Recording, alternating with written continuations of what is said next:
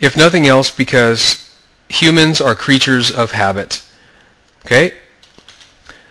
So, when you see the market forming this, pushing down, pushing down, pushing down, pushing down, and very rarely pushing up very far, what this means is that the market is bullish.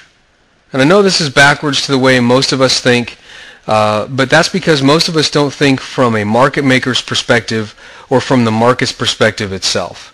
You have to remember that if a big bank is going to trade, they need to buy, just like everybody else needs to buy. So if IBM puts in an order to buy, let's say 500 million pounds, getting right to the edge here, and they go to their trading partner, we'll just use B of A since it's easy for me to write. So they go to B of A and say, we need to buy 500 million pounds. Well, if Bank of America doesn't have 500 million pounds already in their inventory that they can sell, how do they get these? How do they go out and get them? They have to go into the market. Bank of America then needs to come in here and buy. How are they going to buy? Well, hopefully they're going to buy low and sell it to IBM higher so that Bank of America can make a profit. So that's a very quick and dirty example. I've gone over this many, many times on the weekly wraps. We're getting close to 20 minutes here already. So review some of the other stuff. I can cover this in future weekly wraps as well in other videos. But remember, the reason why these moves down here are bullish and not bearish has to do with two things. The first one, and this is most important, is hindsight. Okay? Hindsight. We can look back on this and say, okay, this is bullish. Why is it bullish? Well, because price went up.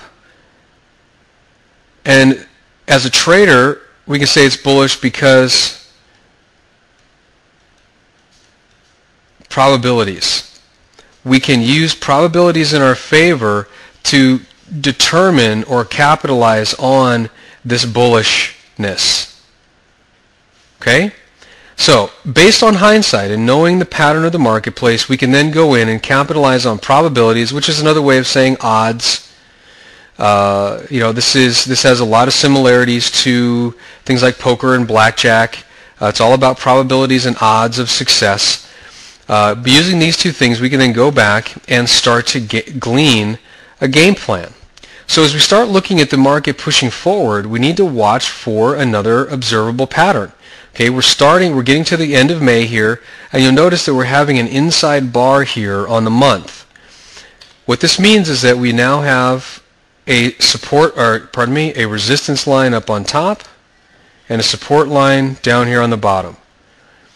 And these become support and resistance because if the market thought that this price was too high, they would sell it through there. That's the bottom line. If the market thought that this price was too low, they would buy it up higher. That's just the way the market works, folks. I mean, this is a liquid active market. Remember, in a liquid and active market, we have opinions. And those opinions are represented in the price. The opinion back here was that this range was too low.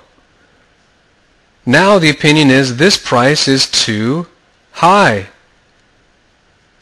If it's too high now, it's probably going to be too high in the future. If this one is too low now, it's going to be too low in the future. And we can capitalize on that. But we need to have a little bit better game plan than just thinking in terms of 1 month or 2 months at a time. So let's take a look. Actually, let me go back to the monthly chart here. And I'm going to put on... Let me just take this support line on the monthly chart, and I'm going to go ahead and take the resistance line up here across. And now let's go ahead and take a look at the weekly bar. Okay, so now we've got our support and resistance lines for the month. Okay, here's the monthly resistance line. Here's the monthly support line. At this point, you can see that the market is trending down and is trying to get into support. And based on the prior month, we can see that the market has quite a bit further to go on the downside to get to support. But I want to point out one very critical thing. I've been talking about this on my daily videos. This 9620 has been an area I've been targeting for several weeks. Now, this of course was before a lot of this support and resistance formed up on the month. But let me show you just how powerful some of these techniques can be.